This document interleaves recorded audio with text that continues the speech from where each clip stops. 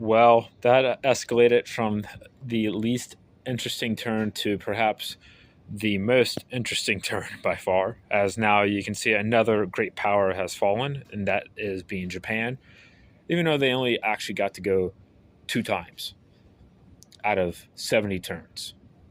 So that just shows you, yeah, Japan got the short end of the stick pretty bad. But before we go diving into that, I mean, look at that fat stack of money that America has now competing with the Russians. Let's dive right into it. So, make this easy, Germany was actually able to go first, and they did nothing. We just kept our navy up there, waiting for the moment to recapture Berlin if we're lucky to. And also, when Germany went on their second turn, they did the exact same thing. Big fat nothing. We're going to pan over here to China, where they, on their second turn, they spread out. They took away all the Russian territory. So they gained the extra $4. We probed down in Kwang Sea. We were able to get rid of the 3 infantry, the arty, and a tactical before I retreated out. I was like, you know what? We lost, 7 units already? I went down to, 10, 13, something like that. So I pulled it back just to be safe. We got rid of, a tactical there. So I was like, that's a win for me. But we'll get back to China in a minute. And that was obviously from their second turn, but we'll come back to that. Thirdly, the Russians responded.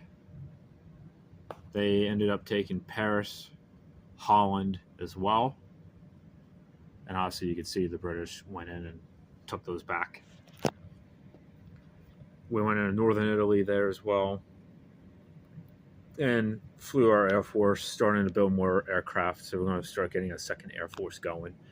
Sending our other Air Force over here. We deployed our tanks and our mechs over here. Obviously brought back some units. Built the factory and air base down here so I can get this Air Force situated in the Middle East. Now, showstopper is America. This time they actually get their turn now of going 3 times, and 2 of them back to back. So literally all of our purchases have been going into the Pacific. We haven't put anything over here. Only stuff we've done over here came down to here, then here, and then we just came over and killed the last Italian unit just to get them off the board fully. But here is what really is interesting is, yeah, that happened. So the first turn we sent our aircraft in because I realized I actually could. Was 5 fighters, 2 tacticals versus a destroyer, a tactical, and 2 fighters. And the Japanese actually did pretty well. They got above average rolling, so we only had 2 planes left. But we were able to kill the 2 transports there. That was on the first turn. We also invaded the Soviet Far East on the same turn with 2 men and 2 tanks. And then so that was our first turn. Then the British did their thing. Then it was us again, turn 6. We blitzed the tank over, and then we also brought those units there. And the other units from Hawaii landed into Korea, took Korea pretty handily, brought in more Navy and all that. And then we brought another round of transports behind that, and we brought those up. And I thought, you know what? Since we were picked and we were able to go again right afterwards, I said, you know what? Let's just go straight for it. Let's just go for the kill. That way, then we can get, factories over here. We can get production right here. We got, air base and all that. So we can start fighting the Russians much more closer to home. And it went pretty goddamn well. Didn't lose any aircraft. They had 7 AA gunshots and they missed all of them. And the Japanese got a whimpered 2 hits.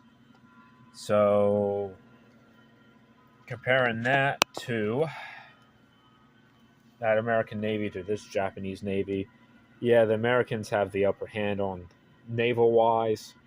And they also throw up blockers there, so it's going to take Japan at least 2 turns to get there. Well, actually, one to the Philippines, at least 3 turns before they can actually try to attack that. And if we do get to go one more time, we're just going to build 6, just going to build units there, and it's going to be game over. Japan's never going to be able to take it back.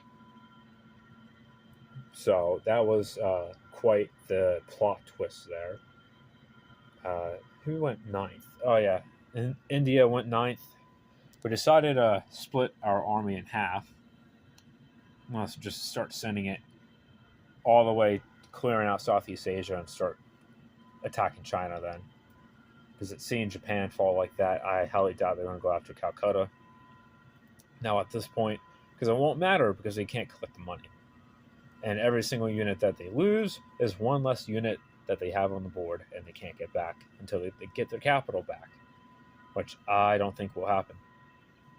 So, and then to top it off, we got China, who gets to finish round 7 here. Expand out back into Russia a little bit there. And, there's no more Japanese Air Force there because our ones were on fire. And we just literally, there's 2 aircraft left at the end of round 1 out of 8 planes. And yeah, we lost about half of our infantry stack, but we killed 8 planes there. So that was definitely worth it. We also went up to Johar, took that back, and then put our plane there in their safest location. And yeah. Japan is not doing so well anymore. Like, all this doesn't matter now. So, what was I going to say? I'm kind of just lost of words for what happened this turn. But to bring it into round 8, I know who goes round 8. I think it's the British. They were picked to go first. So I want to see what things I can do, what things I decide I want to do. I am kind of half tempted now to swing the Navy down to Gibraltar and threaten DC again. At this point, I'm kind of tempted to do that. Or do I just keep piling into France here and all that? And just hoping, I can keep taking away Russian territory and just, I don't know. I have to decide on what to do. Oh, that is quite the British dilemma. Always caught in the middle of the sandwich.